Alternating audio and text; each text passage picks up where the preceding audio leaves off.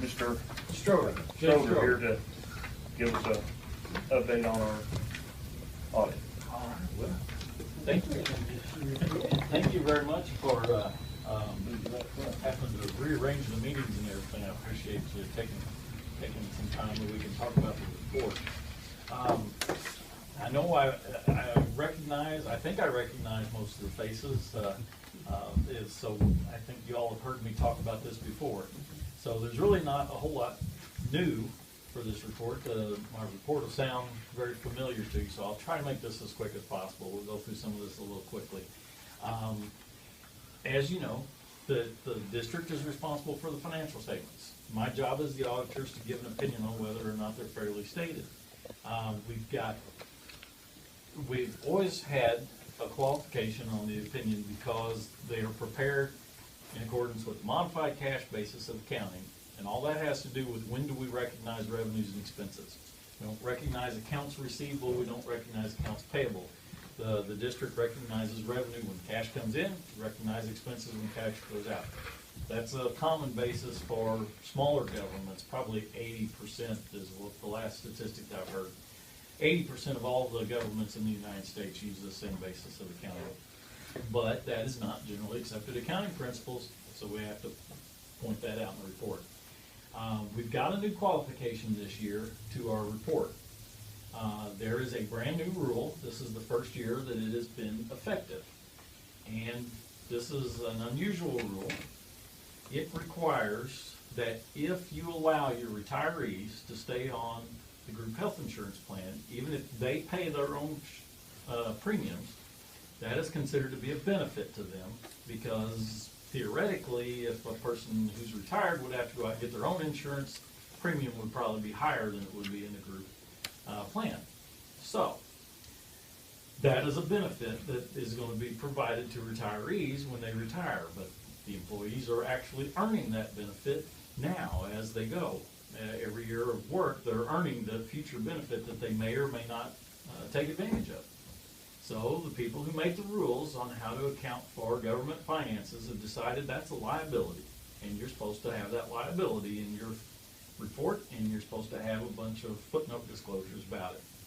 Well, to get the information to put in that note, you have to hire an actuary who's going to come in and figure how many people may or may not choose to work until retirement and choose to stay on the health insurance, and come up with an estimate of what that liability would be. And then they discount it back to how much is it worth right now. To get that report is rather expensive. You would probably pay more to get that report to put in your audit report than what you paid for your audit report. Wow. So if any of you have kids who are trying to decide what they want to do when they grow up, actuaries, that's the place to be. I actually know one person that is one. That's of all the people in the world I know, one person. I was going to say, yeah, and that's very rare that anybody even knows an actuary. But the people who make the rules on what a financial statement is supposed to have in it have decided that that is a required disclosure. Well, the district did not choose to hire an actuary to come up with all of these numbers to put into the report. So theoretically, I have to say that this financial statement now is not in accordance with generally accepted accounting principles because it doesn't have that number in it. So, okay. How many other school districts hires this actuary person? Not a single one of my governmental clients. Make sure that gets in the Yeah. in your paper. Yeah, and we want to make sure we're on fair ground here. That's right. I have. Thank you. I have one city that I audit that already has the report done for them, and they're going to be able to use that for their audit report. But every single client that I audit is getting a qualification. Did you say the first year? At the fiscal year end clients from June 30 of 18, that's the first year, first people that it applies to. Okay. Yes, and this So is the we first. have to have it done next year.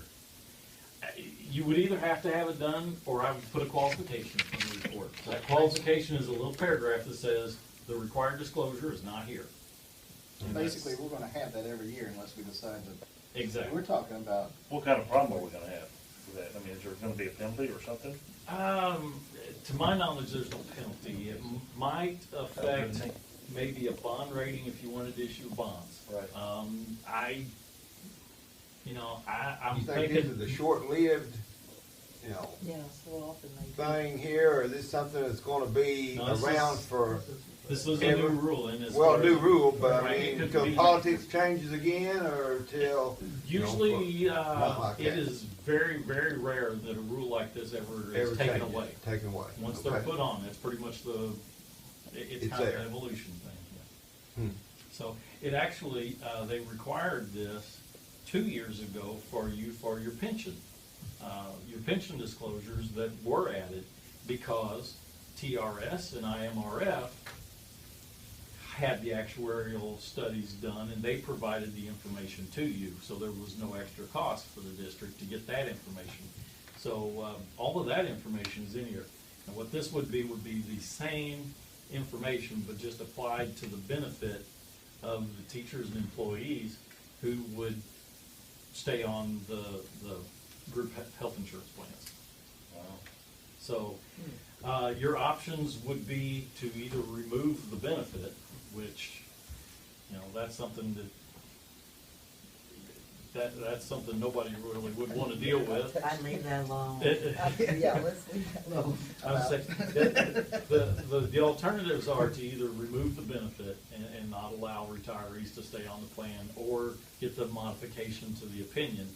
And probably the only time that would come up is, like I said, if you were to issue bonds, it might impact the bond rating. I don't know. I don't know what all exactly goes into those decisions, but that would be up to bond counsel would be able to answer that question. So the actuary would actually talk to each employee and see which one's gonna go that way? Probably. Or would they just contact the retired and see who's pulling off of that? What they normally do is they would just find out how many employees you have and what their ages are, and then they would use statistical studies for this part of the country, and they would make estimates based on that. They probably wouldn't even talk to anybody. They make it up. Plain and simple, they fill this number out. Well, A guess. On the pension, A best guess Right. scenario. on the pension disclosures that are in here, what they do is they try to figure how many people are gonna work till retirement, how many years are they going to be retired, how long will they live, how much do we think that they're actually going to draw down. I think this paragraph would be just fine, that little paragraph on there. Yeah, it could range. The cheapest that I've ever heard of anybody getting was about a $20,000 report, and I've heard of one on it $20,000 for someone to make a guess. Each year. each year.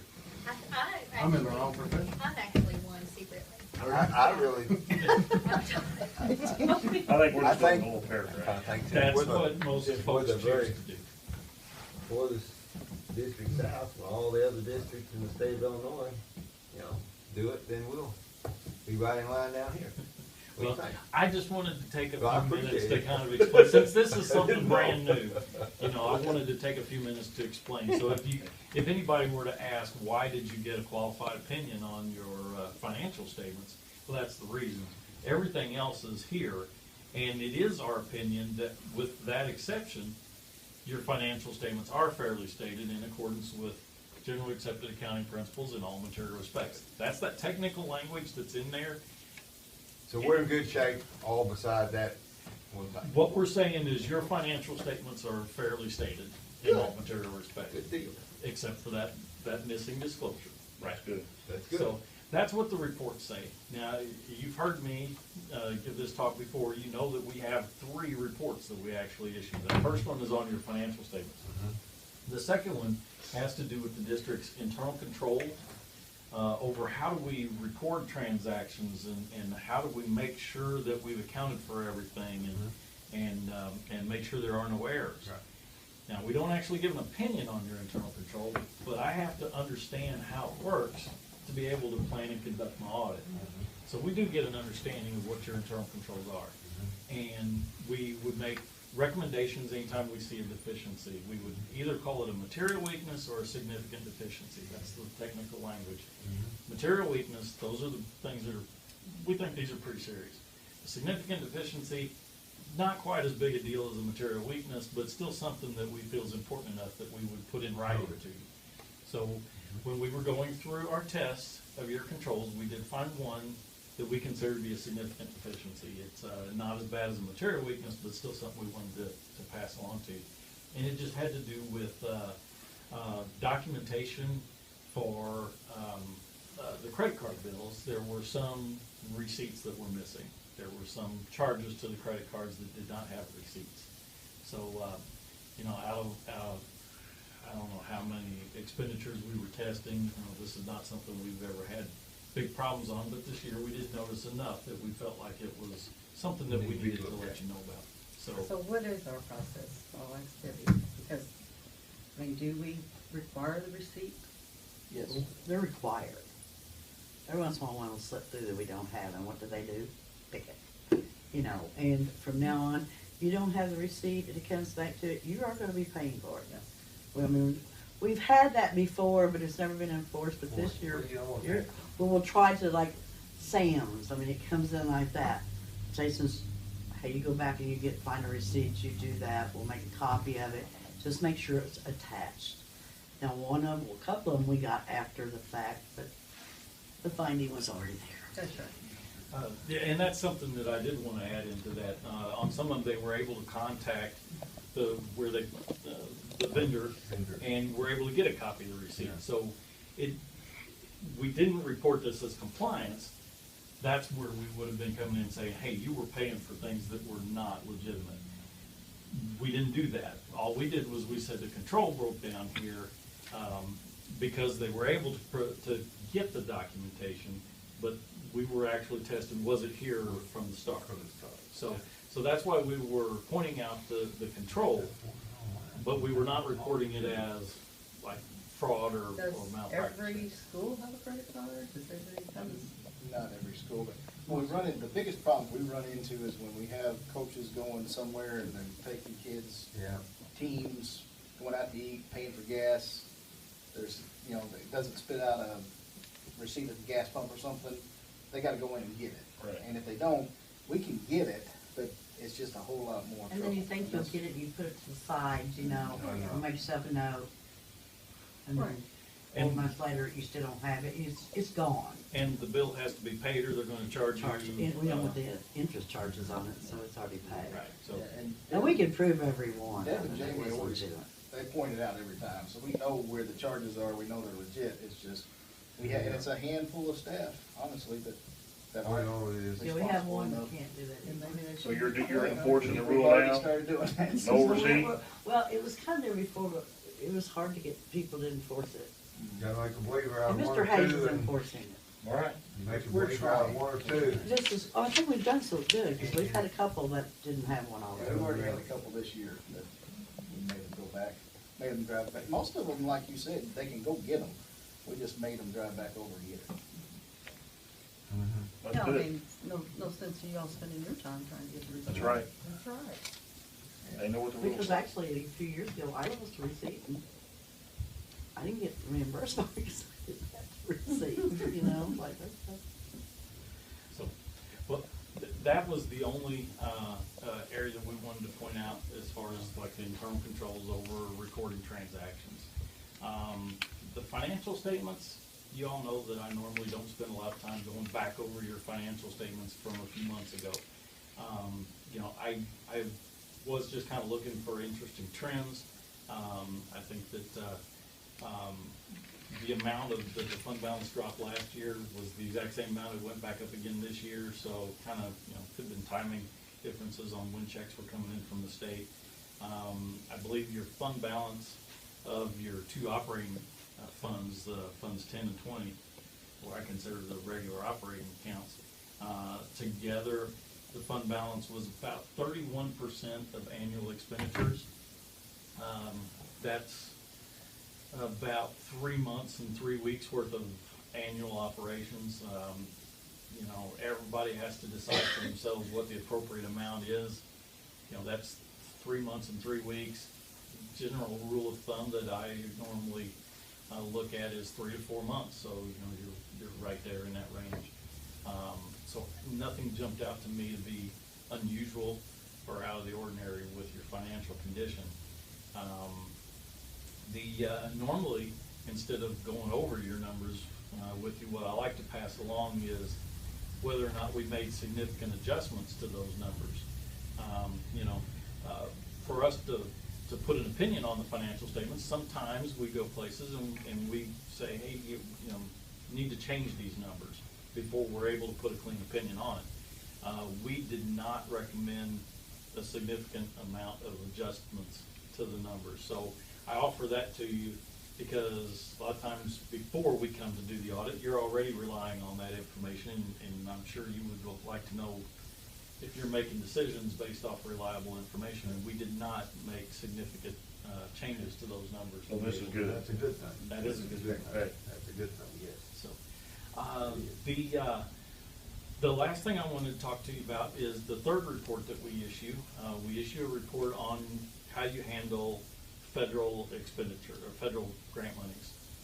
Federal government requires if you spend more than $750,000 of their money in a year, that a whole nother level of audit kicks in. And that is the case. We did the additional work on your federal expenditures.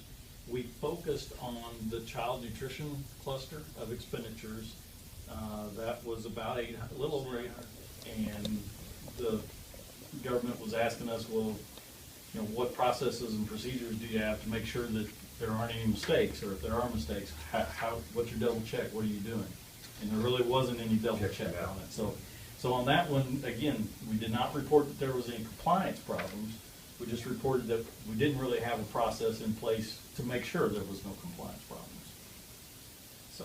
And now we do. And now we do. I've been submitting the final report. So that was the three reports that we have. Now, there's one other thing that I want to bring to your attention. We tried to hustle. We tried to get the reports done to you much sooner this year, and I think we did mail them a while back. And as a reward for us trying to be more timely, we find out that a lot of the information that I was talking about on the pension plans, a lot of the information was found that it had errors in it that came from the pension plan. So there are numbers in this report that now we find out are not accurate. They were supposed to have revised numbers out by the middle of November is what we were told. We still haven't seen those. So what we have to do is once those revised numbers come out, we will have to look and see how big of an impact it would make on your financial reports. The state, once the error was discovered, was after we had already issued your reports. But since it impacted every school in the state, they issued a blanket extension of time to everybody until December 15th to submit their reports. So yours were already gone, like I said. So once we know what those actual numbers are, if there was a significant difference in the numbers in your footnotes on that pension plan, we may have to reissue the report again. So there could be a change. This change does not have an impact on your financial statements. It's the footnote disclosures about your pension. So I wanted to be clear on that. Your receipts, disbursements, ending cash balances, that's fine, and there would be no impact on those financial statements. Only has to do with those actuarial reports we were talking about for one of your pension plans. So I will be in touch, Mr. Jason, Ms. Debbie. As soon as we know what those actual numbers are, we will look to see just how significant are we talking about. If it's just a few dollars, if it's nothing material, then it wouldn't change our opinion and there wouldn't be any need to reissue reports. But if it is significant, we'll have to do that. So we will be in touch on that.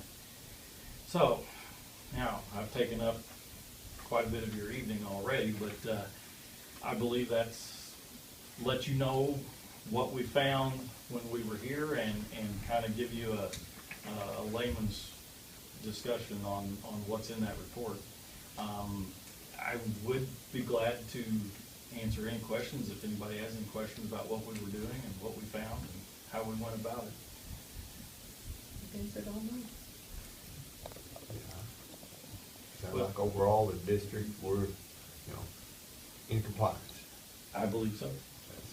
I do like to pass along when it is the case, I know you've heard me tell this before, but, we get the chance to see, the administrative part of the district operating on a day-to-day basis when we're here, and I don't know if you get a chance to see that, but I wanted to pass along to you that everyone we worked with was very professional, treated us very well, answered any questions that we had, jumped to get answers for us as soon as we asked them. That's something we appreciate very much, and when that is the case, I like to pass that along to you so that you know how things are going when you're not around. I've got some places where I just quietly slip out of the meeting at this point, but I did want to pass that along. So do we qualify for a discount? We have got a discount this year. I was gonna say, I'd hate to show you, just, Well, we thank you for your time and working with, I think we do have a great administration staff here, and I appreciate the time for you and your Tell you what, if staff. you ever wanna see, it is something to see what they do. I mean, this is, Oh, it's a lot of work poured into a short amount of time, well, or a short amount of days. Days. A lot of time, but. right, there's a lot goes into it before we get here, and quite a bit goes into it after we leave, but, the work that,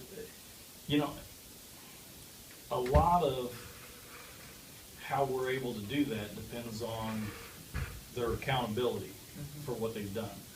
And the more accountability they have, the easier it makes my life. So I pass that along, not because I want you to be happy that my life was easy, but to be able to know that they have accountability for the money that they've been handling on your behalf. And I've seen Debbie in action before the auditors come. I mean, she's getting things together. I just love them to do it. I was gonna say that, and that's why I really hate to have that finding, because, Love the devil. because I will do anything to get you out of here. That is my goal. I will do anything. I'll work late. I don't care. I just want them gone. I can understand that. yeah, that might be part of the reason why she gets us everything we have. The sooner we get what we need, the sooner we go 4 away. days is enough. thank you for your. Well, thank you. Thank you. Thank you very much, sir.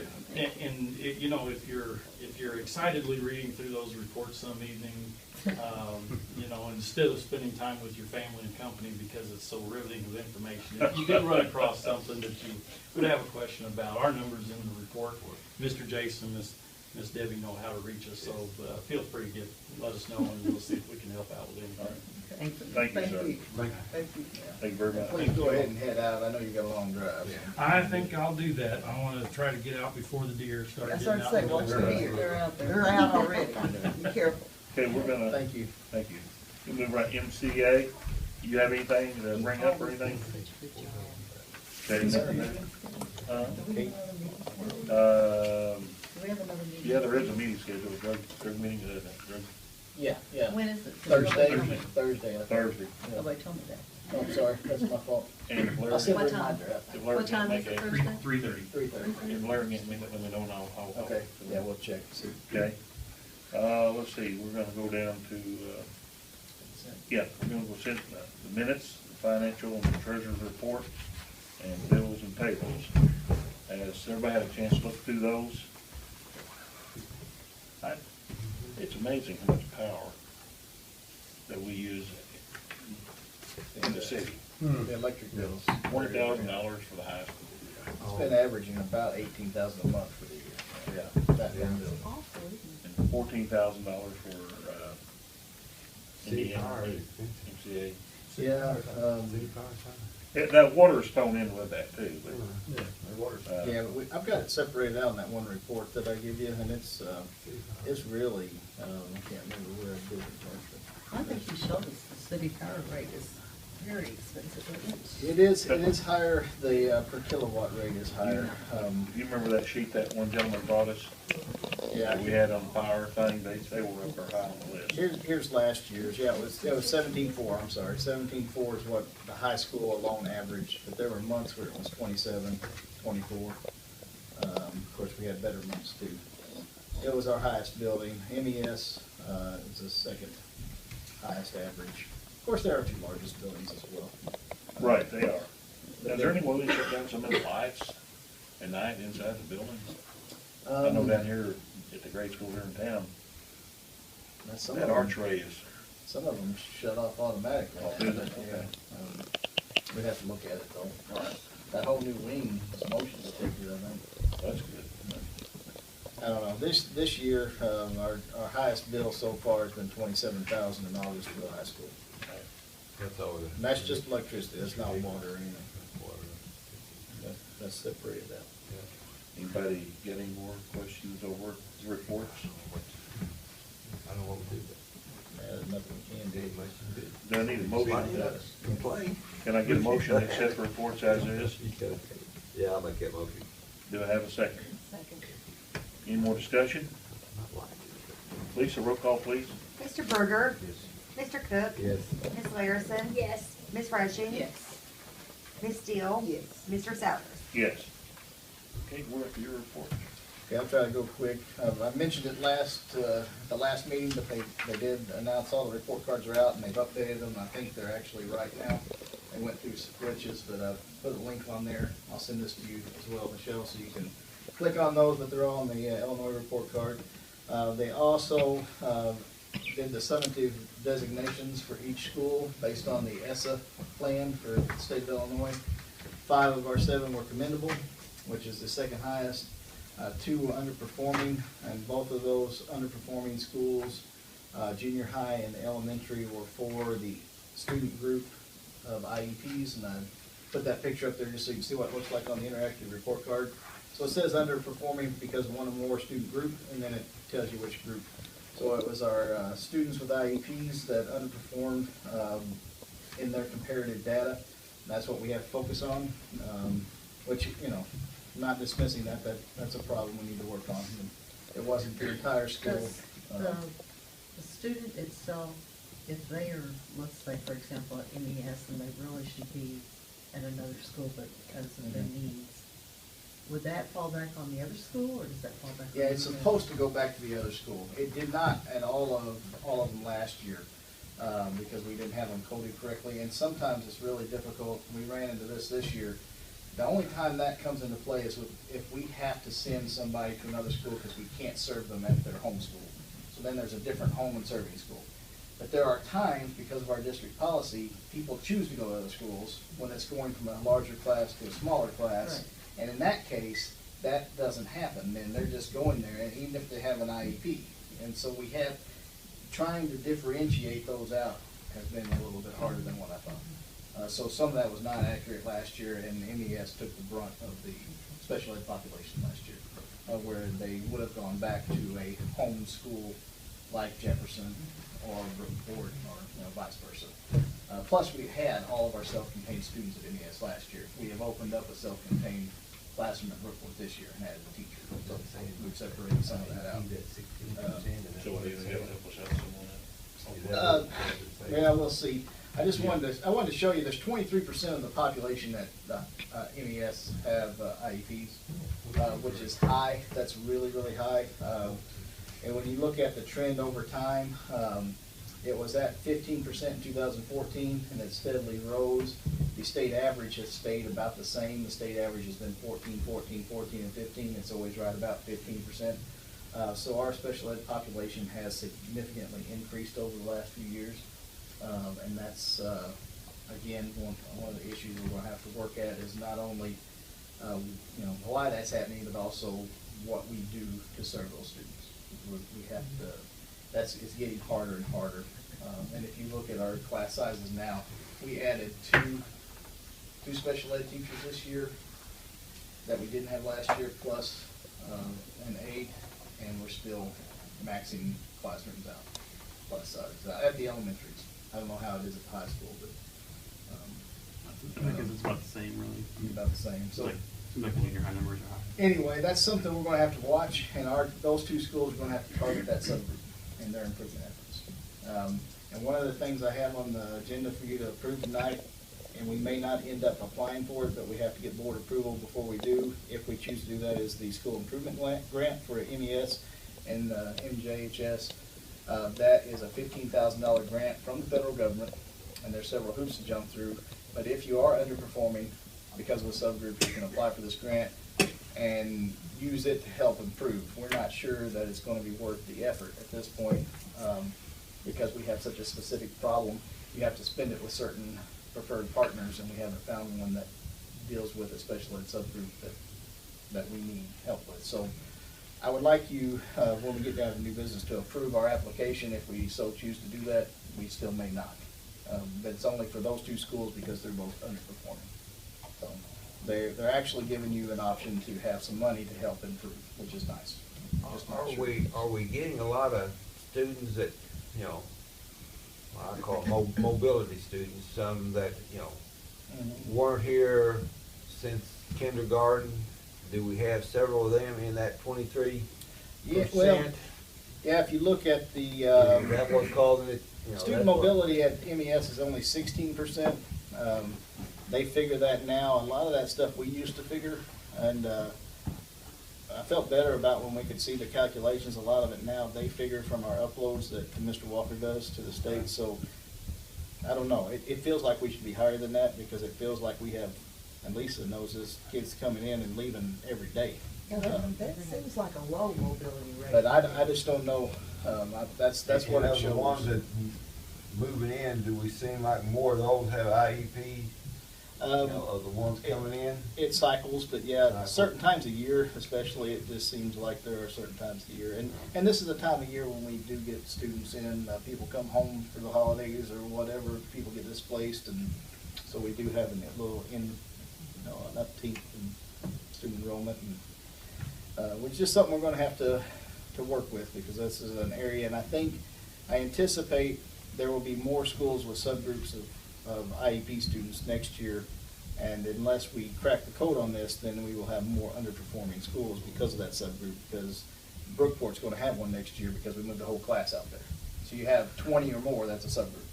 And we moved the whole classroom out there, and they already had students with IEPs. They're gonna have a subgroup next year where they didn't this year. So unless we crack the code on that, they'll probably be labeled as underperforming too, Right. unless those students do much better than they did this year. Where do you get this information? Is this coming from the housing report that each school does? What's that, the mobility? Or? Not the mobility, even the special ed and where they belong, what school is the No, real home the school? special ed is, do they have an IEP, an individualized education plan, which is either determined by our special ed Okay. staff, or they come to us with one, in Okay. which we have to. Okay, so it doesn't come like from a report? Now, this is would do somebody, this. there's a referral process, and there's a test, and there's several things you have to do to become eligible for an IEP. So these are students that have been found eligible for an IEP, either by us or other schools that move to us. And we don't find everybody eligible, you know, Right. so. It's a large number, and that's something I was kind of shocked at. On the upside of things, I sent this out earlier, but our teachers and parents seem to be communicating a whole lot more through our Remind messaging service, and I was very impressed with some of the data on that. This year alone, we've already exceeded 260,000 messages, I think, between parents and teachers.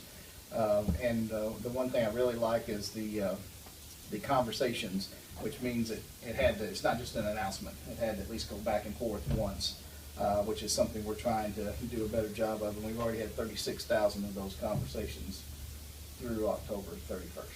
So I think that's a good thing, and that we have to keep improving that communication. And that tool is very useful, and I'll show you some reports of that later on. But I was really impressed with the total messages, and this is just that one tool. That doesn't account for emails and phone calls and other things.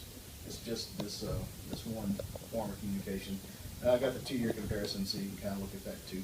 And there are a lot of teachers that don't use this one. They're using another one called Classroom Dojo, which I don't have data on, but it's pretty interesting to see. And I think you could probably correlate the classrooms that communicate the most with the parents, probably with some test scores and some attendance things, which I think is a good thing. Well, there's the 2-year conversation by each school. Most of the schools have already had more conversation, that two-way back and forth, than they had all last year. But the only exception, I think, is Franklin, because they just had so many last year. So the teachers are really doing a good job of going back and forth with parents through this one communication tool. That's just one example. I thought that was a definite positive. I signed up for the alert on school closures. Mhm. I And got a phone call. That was my first text that I sent out, but I was able, through that remind, I can send it to everybody. So, and we also sent it that we were gonna have school the next day, so Right. I thought that was neat. I won't play this now, but I'll send this to you so you can play it, but this is, I just wanted to brag on Mr. Eckelkamp. Oh, done a wonderful job. He was at Franklin, he's a Franklin and Jefferson music band teacher. He did a Veterans Day program that I've heard just more and more people I've heard go on about that. about. I was there, it was fantastic. And he's done a very good job. I've snuck in to see him twice now with his class. And the one time he had kindergartners reading rhythms, patterns. If you're not a musician, that may not seem like a big deal, but it was pretty interesting to see them reading 16th notes in their kindergarten. So I think he's doing a great job. I just wanted to brag. I wanted to brag on him a little bit. He was doing a good job. I sent you the monthly expenditures. They were a little higher, Yeah. but they're right in line with the others for that month. We'll see how it goes. We've got a bond payment coming up. Is that gonna be November or December this year? Usually hits one of the two. November 30th, November 30th, so December 1st. it'll probably go on December's. Well, we hope so. Yeah, so November's Just might corner when look I better. walk it over there. We do have that one big bond, it's the principal payment. And interest. And interest, right, okay, so that's coming up. And also on that, all the other one, I think I emailed you about, if I didn't, I meant to. We have to give back $50,000 of that Yes. pre-K grant from last year. I didn't realize that at the time, but the state grants, they go ahead and send it to you. The federal grants that I'm used to, they don't send it to you until Deb submits the expenditure reports, right? Yeah. I'm saying that correct? So they sent us that money, we planned on hiring teachers and everything, but they gave us that grant. We started in March last year, we ended up subbing it out, so we had leftover money we had to send back. So you will see that, I guess that'll be, It's on these bills that we're. oh, it was on this one? Okay, I thought it was coming up on the next one. So that's what that $50,000 for the State Board of Education is. Just like all the grants, if you don't spend it, you gotta send it back. So we did not spend all of it last year, we did our best in 3 months. And then the enrollment, I put that on there and I gave a handout of that because I was talking to somebody that said they couldn't open it up or something didn't go through. I just wanted to show you, that's the enrollment. That's typically the big one. That's the one that the evidence-based funding report's gonna be based on. That one and the one in March. So we ended October with 109 at Jefferson. That was one of those schools we're watching. So it went from 113 to 109. The others stayed roughly the same. I was watching the high school too, because this is the time of year we start losing high school students to behavior and, you know, other things, and we haven't had a lot of that this year. Oh, I shouldn't say that. Thank goodness for that. It's stayed pretty constant. So anyway, that, and then Ms. Holland did the free reduced down there, because that's generally the one that counts for us, that fall housing report right there. So you can see at each school, we are up, according to those numbers, if those are all accurate, about 59% for the total district, which is, we've been in the low 50s, I think, to low to mid. So it's been creeping up, with free reduced numbers, which is even more reason why we have to get that right. And then the tax levy tonight, I sent that out to you all. Basically, the old superintendents had to figure this out by hand. Today, we have technology and a spreadsheet, so all I really had to do is punch in the CPI. CPI for this year was 2.1%. And then I had to punch in how much new property we thought we'd have. We know up to a certain point, we had about 990-something thousand new property, so you overestimate that just to make sure you capture any more that comes in, and so that's what I did. But since we're tax capped, there's not a whole lot of other guesswork to that, so when you get to that tax levy, if you have any questions about it, I'm by no means an expert, but I think I can answer that, so. And then I wanted to mention Charlie Ritchie, who's been to see me a lot lately. He's been really helpful with some stuff. One of the things we did a long time ago, and I know Don was on the board then, we were trying to set up the high school as kind of an emergency shelter or maybe a communication post, mainly because we're going to have a lot of kids there that we're going to need to communicate with parents if anything like an earthquake did happen. And one of our big holdups has been a generator over all these years, because a generator large enough to power that school is quite expensive. Charlie has found one through the federal surplus property program, that if everything works out, and if you guys approve that application for the federal surplus property, we would be able to get that for basically pennies of what it's worth. It's worth anywhere from $40,000 to $60,000, and I think that the total cost we would have is like $2,400 for that. Now that's just for the generator. This We is would- one big enough that would power the whole high school, not just sections of it. Not the whole high school, but the majority, the Majority. bigger, You the get bigger the sections. gymnasium area, the cafeteria Cafeteria, area. yeah, not probably the shop side, vocational but it side, gets but, a good half of it. yeah, it's a 200 kW. I'm not an electrician, but it's big enough to power a big portion of it. Yeah. Now, we would still have to pay an electrician to do the transfer switch and, probably some rewiring so it would only power up certain things, so it wouldn't try to overload it. But we're still on down the road, but I think that's something we wanted to do years ago, and we just never had, it was just not financially feasible at the time. And if this works out, it will be. He's also working on some communication options. I had the radios upstairs, which are also basically pennies on the dollar. He told me they were several thousand apiece, those handheld units, and I think we can purchase them for $40 a piece or something like that. It was either 40 or 60, because we're a school and it's surplus property from the Army, the Armed Forces. So if you guys are okay with that, I'd like to explore this option. There are some other things that we can get from them really cheap. Some tables, for example, at the library, the high school, that are falling apart. They were about $5 a piece for some really nice replacement tables. If it all works out, we're still kind of looking to see what they have, but that's what that's about, and Charlie's been helping me on that. And he's already arranged, I think, and Jeff, you can correct me, I think through, who was the other county commissioner that was going to help Charlie?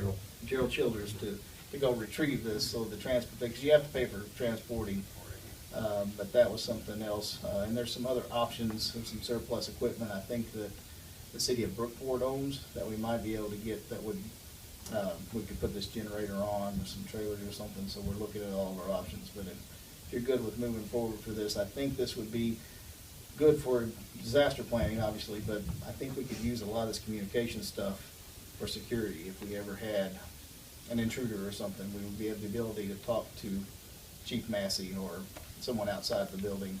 So we're looking at setting up a base station in there that would allow for us to do that. And Jill Shelton has been helping us find a spot that we could keep secure and maybe even have. That's the biggest thing you gotta have is Yeah, and on down the road, it would be kind of neat if there are interest to have a ham radio club or something, because we would have the equipment there for that. So we're looking at that too. But it all started with a conversation about getting a diesel generator. Is kind of where we started with this. This is So where you we're need a at. vote, you need an approval vote for us? I need the approval for the application for surplus property, and then you would have to approve the purchases on down the road as part of the bills. But obviously, this is not something we're going to This is just. just for the application, right? Yeah, this now is, we're approving. we have to have approval to even apply to buy this stuff, because everything has to be through, just like the auditors, we have to be a tax exempt organization, and the surplus Army stuff only goes to municipalities and school districts and stuff like that.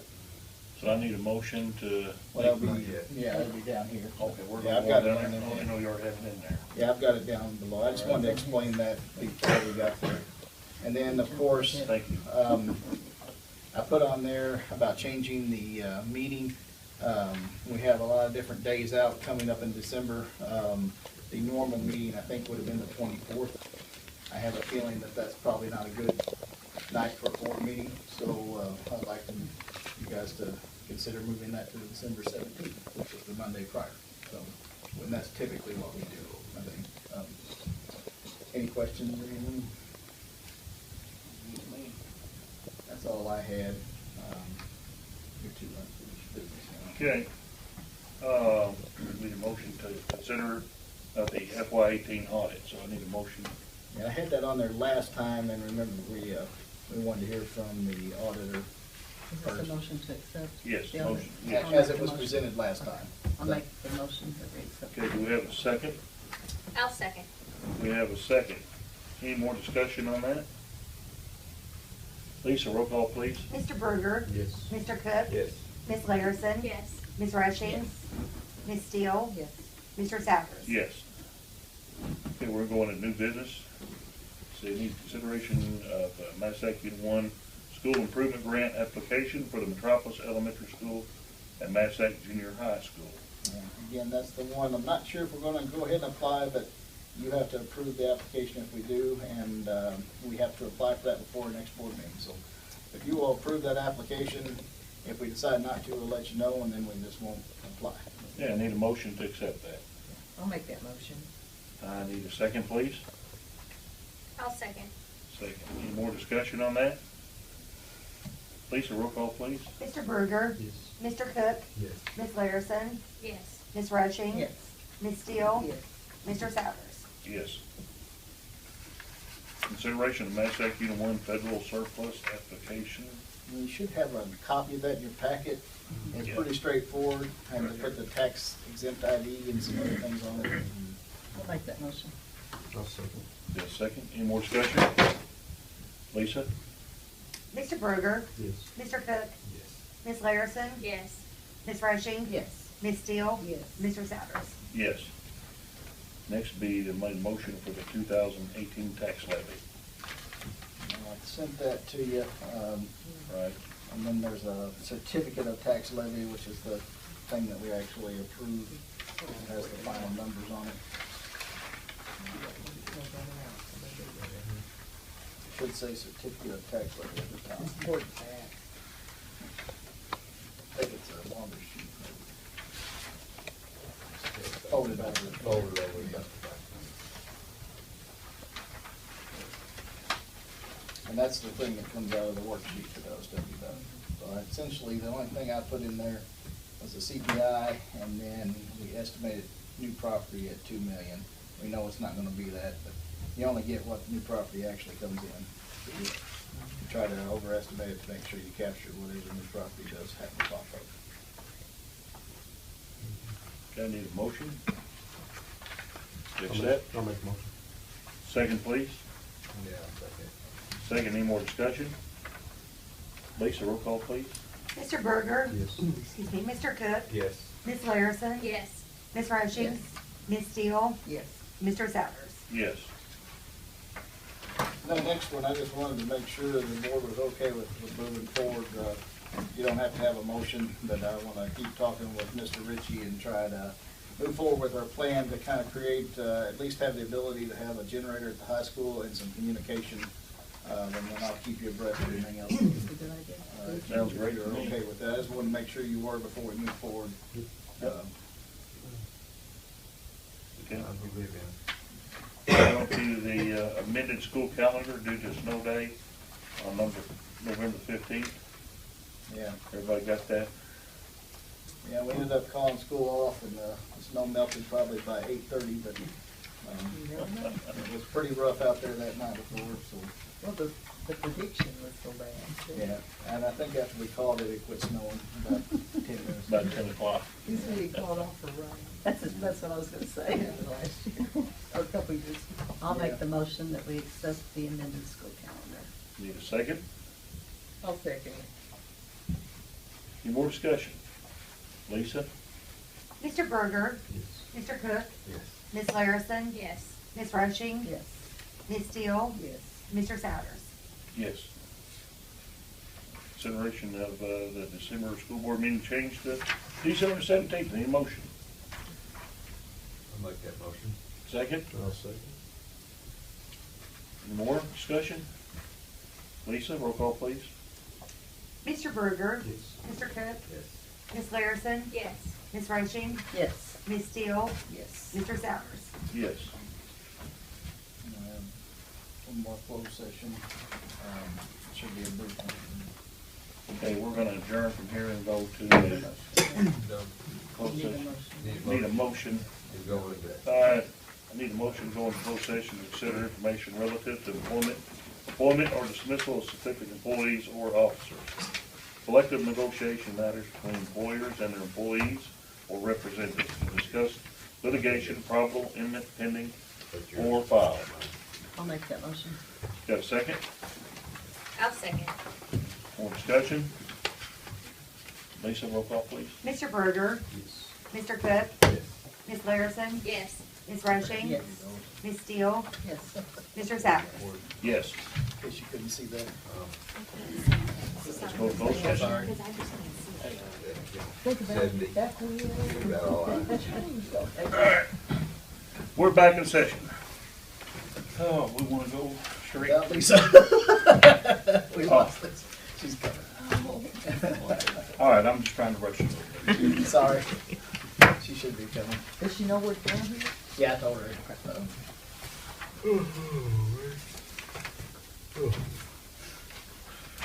Good, I didn't see you second.